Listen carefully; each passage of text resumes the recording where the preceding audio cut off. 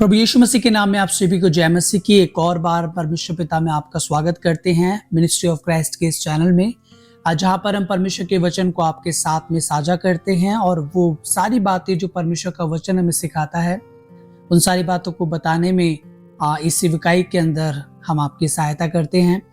और आज जो हम बात करने वाले हैं वो बात करने वाले हैं कि हमारा प्रार्थना करने का मन क्यों नहीं होता और क्यों हम प्रार्थना नहीं करते और प्रार्थना ना करने के कारण क्या होते हैं। बहुत सिंपल है, जब हम इस दुनिया के अंदर रहते हैं तो बहुत बार हमारे जीवन के अंदर इस प्रकार के कार्य आ जाते हैं जिन कामों के अंदर फंस करके हम परमेश्वर के साथ अपना व्यक्तिगत जो जीवन है वो बिताना बंद कर देते हैं। फिर क्या होता है, सारी की सारी जो हमारी दुनियावी जो प्रायोरिटीज हैं वो ऊपर चली जाती हैं, अब जो परमेश्वर के साथ हमारी संगति है, जो प्रार्थना है, अब वो कम होती चली जाती है। और प्रार्थना एक ऐसा अधिकार है, प्रार्थना एक ऐसा, आप जिसे कह सकते हैं कि परमेश्वर के द्वारा दिया गया एक ऐसा वरदान है जो हर एक व्यक्ति को मिला है, क्योंकि प्रार्थना के माध्यम से आप अपने उद्धारकर्ता परमेश्वर से बातें करते हैं। प्रार्थना के माध्यम से आप अपनी बातों को परमेश्वर तक पहुंचाते हैं। प्रार्थना के माध्यम से आप परमेश्वर की स्तुति आराधना परमेश्वर तक पहुंचाते हैं। प्रार्थना एक, आप कह सकते हैं इस तरीके से, आप जब इस दुनिया के अंदर हम उसे इस्तेमाल करके कहते हैं तो प्रार्थना बेसिकली एक ऐसी चीज है जिसके द्वारा हम परमेश्वर के साथ में क्या करते हैं, कम्युनिकेट करते हैं। जो प्रार्थना है वो हमारा एक कम्युनिकेशन का आधार है परमेश्वर के साथ में। और जब हम प्रार्थना करते हैं तो परमेश्वर के साथ हमारी सीधी बात होती है और उस बात में हम कुछ भी कह सकते हैं। अब जब हम प्रार्थना करते हैं तो प्रार्थना के अंदर हम क्या करते हैं, केवल हम परमेश्वर से मांगते हैं। केवल हम परमेश्वर से प्रभु मुझे ये चाहिए, परमेश्वर मुझे ये चाहिए, प्रभु आप ये कर दीजिए, परमेश्वर आप ये कर दीजिए। पर क्या हम कभी भी उस प्रार्थना के अंदर शांति के साथ बैठ करके परमेश्वर की आवाज को सुनते हैं? अक्सर जब भी हम देखते हैं तो लोग ये कहते हैं कि मैंने परमेश्वर से ये मांगा, मैंने परमेश्वर से ये कहा, प्रभु ने मेरी प्रार्थनाओं को सुना, परमेश्वर ने मेरी प्रार्थना को नहीं सुना। और ना सुनने के भी क्या होते हैं, कारण होते हैं। जब प्रार्थनाओं का जवाब मिलता है तो हमारा विश्वास बढ़ता है, पर जब प्रार्थनाओं का जवाब नहीं मिलता तो हम अविश्वास के बादल हमें घेर लेते हैं। और जब अविश्वास के बादल हमें घेर लेते हैं वो समय होता है कि हम परमेश्वर से दूर होना शुरू हो जाते हैं। पर आज के दिन के लिए परमेश्वर हमें क्या सिखाना चाहता है? प्रार्थना के द्वारा परमेश्वर हमें सिखाना चाहता है कि हम कुछ भी परमेश्वर के द्वारा प्राप्त कर सकते हैं, क्योंकि प्रार्थना एक ऐसा शक्तिशाली अधिकार है, एक ऐसा शक्तिशाली हथियार है जो परमेश्वर ने हर एक विश्वासी को दिया है। तो जब आप प्रार्थना करते हैं तो आप परमेश्वर से बेशक आप मांग सकते हैं, पर साथ ही साथ आपने परमेश्वर से वो प्रार्थना के टाइम पर परमेश्वर से आपने क्या करनी है, बात करनी है। प्रार्थना जो है वो केवल एक वन वे नहीं है, पर वो एक ऐसी चीज है कि जब आप यहाँ से कुछ कहते हैं तो वहां से कुछ वापस भी जरूर आता है, और वो है परमेश्वर का उत्तर। और बाइबल हमें परमेश्वर के वचन हमें, बाइबल हमें प्रार्थना के विषय में क्या बताती है। जैसे कि मैंने स्टार्टिंग में कहा कि हमारा प्रार्थना करने का मन नहीं करता। क्यों नहीं करता? क्योंकि हमारा शत्रु जानता है कि जब हम प्रार्थना करेंगे तो हमारा जो संवाद है वो किसके साथ में होगा, परमेश्वर के साथ होगा। हम परमेश्वर से अपने आत्मिक क्षेत्रों के लिए क्या मांगेंगे, परमेश्वर से हम सहायता मांगेंगे। और वो बात हमारा शत्रु कभी भी नहीं चाहता कि हम परमेश्वर से अपने आत्मिक क्षेत्र में क्या मांगे, परमेश्वर की सहायता मांगे। इसलिए प्रार्थना करने का हमारा मन नहीं करता। और जब भी आप नोटिस करना एक बात को, जब भी आप प्रार्थना करने बैठेंगे कोई ना कोई ऐसा कार्य आपको जरूर याद आ जाएगा जिस कार्य के चलते आप प्रार्थना करना छोड़ देंगे। और वो ही समय है मेरे प्रियो कि आपका शत्रु आपको कमजोर करना चाहता है।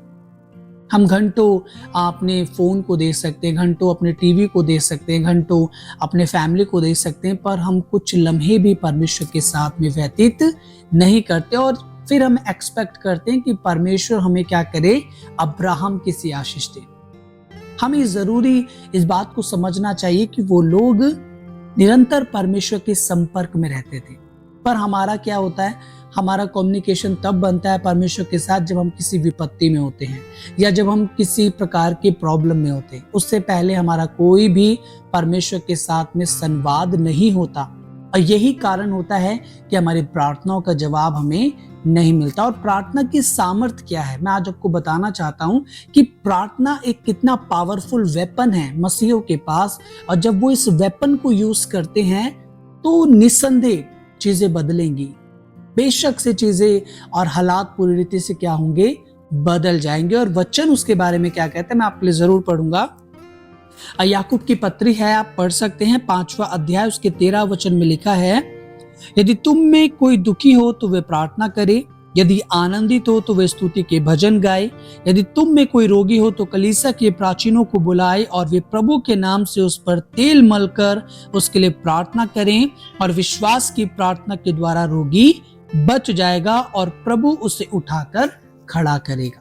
प्रभु यहाँ बताना चाहता है परमेश्वर का वचन कि जो विश्वास की प्रार्थना है वो कितनी सामर्थ्य है, वो रोगियों को उठाने की सामर्थ्य रखती है। उसके साथ बाइबल बताती है, और यदि उसने पाप भी किए हो तो उनकी भी क्षमा हो जाएगी। प्रार्थना ना केवल हमारे जीवन को बदलती है, ट्रांसफॉर्म करती है, बट सेम वे में परमेश्वर का वचन कहता है कि प्रार्थना वो रोगियों के अपराधों को, पापों को भी क्या करती है, क्षमा दिलाने का कार्य करती है। और वो कैसे होगा, वो होगा प्रभु यीशु मसीह के लहू के द्वारा। इसलिए जो प्रार्थना की सामर्थ्य है, याकूब बताता है कि जब प्रार्थना करते हैं, तुम्हारी कलीसिया में कोई बीमार है और जब उसके हाथ रखकर उस पर यीशु के नाम से प्रार्थना की जाती है तो निस्संदेह वो रोगी क्या होता है, बीमारियों से बच जाता है। प्रार्थना हमारे जीवन में चंगाई लाती है, प्रार्थना हमारे जीवन में एक नया ट्रांसफॉर्मेशन लाती है। कैसे, हमारा जो पुराना जीवन होता है, प्रार्थना उस जीवन को क्या करती है, बदल देती है। उसके बाद लिखा है, इसलिए तुम आपस में एक दूसरे के सामने अपने अपने अपराधों को मान लो और एक दूसरे के लिए प्रार्थना करो जिससे चंगे हो जाओ। और प्रभु का वचन कहता है आपस में हमें क्या करना है, एक दूसरे के सामने अपने अपराधों को मान करके एक दूसरे के लिए प्रार्थना करनी है, ताकि हम लोग क्या हो जाएं, चंगे हो जाएं। ना केवल शारीरिक रूप से हम चंगे हो जाएं, पर आत्मिक रूप से भी क्या हो जाएं, मसीही चंगे हो जाएं। आज बहुत सारे मसीही लोग शारीरिक रूप से तो चंगे हैं, पर आत्मिक रूप से वो रोगी हैं। क्यों? क्योंकि उनका प्रार्थना जीवन, प्रार्थना टाइम बहुत ज्यादा कम हो गया। परंतु परमेश्वर का वचन कहता है प्रार्थना के द्वारा हम क्या होंगे, आपस में एक दूसरे के लिए जब हम प्रार्थना करेंगे तो हम चंगे हो जाएंगे। उसके बाद लिखा है, धर्मी जन की प्रार्थना के प्रभाव से बहुत कुछ हो सकता है। यहाँ पे बाइबल बताती है धर्मी जन की प्रार्थना के प्रभाव से बहुत कुछ हो सकता है। वो लोग जो परमेश्वर के सामने दीन होकर के प्रार्थना करते हैं, परमेश्वर का वचन कहता है उनकी प्रार्थनाओं के प्रभाव से बहुत कुछ हो सकता है। हो सकता है का मतलब है उसके लिए जब आप परमेश्वर के पास जाएंगे, प्रार्थना करेंगे, आपका कम्युनिकेशन परमेश्वर के साथ अच्छा होगा, आपका परमेश्वर के साथ संवाद अच्छा होगा, तो निस्संदेह परमेश्वर का वचन कहता है कि आपकी प्रार्थना के प्रभाव से बहुत कुछ हो सकता है। उसके बाद कहता है एक एग्जाम्पल यहाँ पर लिखा हुआ है, वो एग्जाम्पल मैं आपके लिए पढ़ूंगा। एलिया भी तो हमारे समान दुख सुख भोगी मनुष्य था और उसने गिड़गिड़ाकर प्रार्थना की कि मैं ना बरसे, और 3.5 वर्ष तक भूमि पर मैं नहीं बरसा। ये थी प्रार्थना की सामर्थ। जब एलिया ने परमेश्वर से प्रार्थना करी कि 3.5 वर्ष तक परमेश्वर आप वर्षा को ना बरसाएं, बाइबल बताती है ऐसा ही हुआ। क्यों? क्योंकि उसने परमेश्वर से प्रार्थना की थी। दूसरी बात लिखी है, फिर उसने प्रार्थना की तो आकाश से वर्षा हुई और भूमि फलवंत हुई। उसके बाद बाइबल बताती है कि जब एलिया ने दोबारा प्रार्थना करी तो फिर बारिश हुई और भूमि क्या हो गई, फलवंत हो गई। सो बाइबल ने बताना चाह रही है कि प्रार्थना जो है एक इफेक्टिव वेपन है, एक ऐसा कारगर हथियार परमेश्वर ने हमें आत्मिक क्षेत्र में दिया है, संसारिक क्षेत्र में दिया है, जिसके द्वारा हम बहुत कुछ कर सकते हैं। मुझे याद आती है जॉर्ज मुलर की वो बात, जिन्होंने परमेश्वर के साथ में जब प्रार्थना की, प्रार्थना के द्वारा उन्होंने अपने जीवन में बहुत सी परमेश्वर के आशीषों को देखा। मुझे याद आती है डीएल मूडी की बातें कि प्रार्थना के द्वारा डीएल मूडी ने इस पूरे के पूरे जगत में प्रभु यीशु के सुसमाचार को प्रचार किया।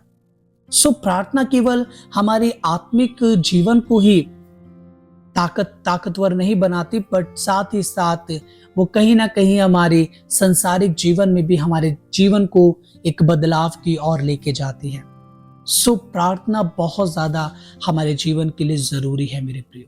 प्रार्थना करने का मन नहीं होगा, क्यों नहीं होगा? क्योंकि आपका शत्रु नहीं चाहता कि आप प्रार्थना की सामर्थ्य को पहचाने।